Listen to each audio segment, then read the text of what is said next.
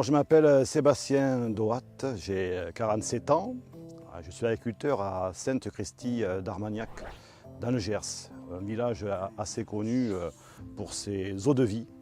Et donc je suis également viticulteur depuis la 3e génération et producteur de palmipèdes à foie gras. J'ai un domaine familial que j'ai agrandi quand j'ai repris l'exploitation avec ma mère. On a à peu près 40 hectares de vignes. Et ensuite, on fait de l'engraissement de canard, une activité qui est présente depuis 1975, qui avait été un peu laissée tomber, que j'ai reprise quand je me suis installé en 1998. Je me suis installé donc avec Euralis. J'ai une 3e activité avec l'énergie solaire. C'est quelque chose que je souhaite encore déployer sur mon exploitation, vu que je suis éleveur, donc j'ai des bâtiments. Donc je dois couvrir intégralement mes infrastructures. Au départ, ce n'était pas forcément une vocation, à vrai dire, en étant honnête.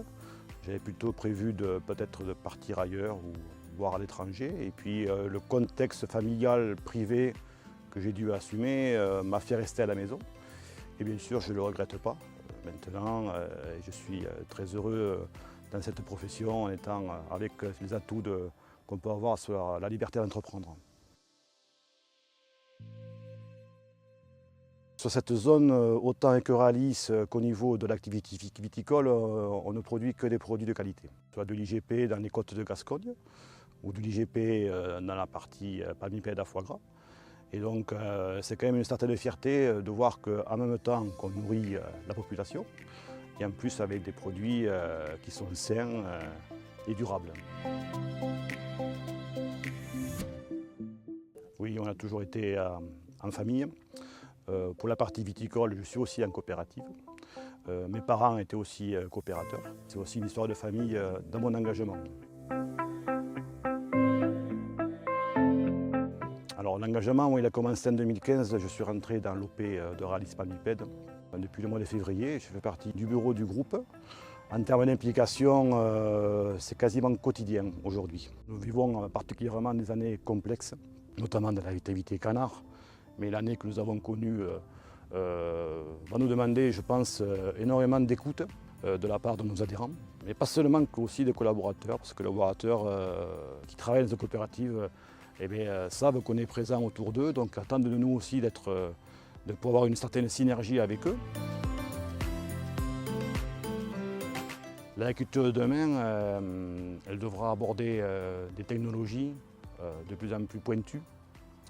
Elle devra répondre aux attentes sociétales.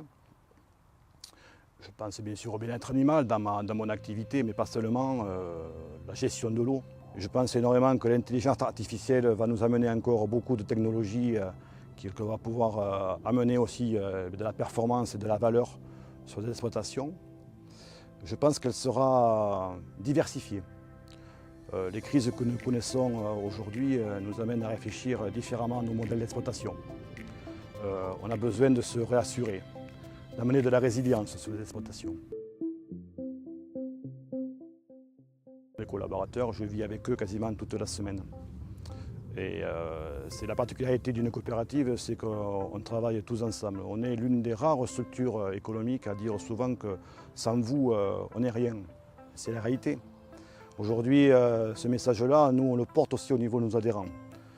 Nos adhérents ne connaissent pas la vie de la coopération et de la synergie qu'il peut y avoir avec les conseils d'administration et les comités.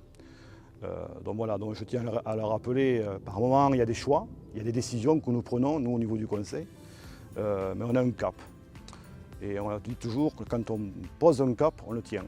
Voilà, et on le tiendra toujours dans une volonté de toujours être coordonné avec nos collaborateurs.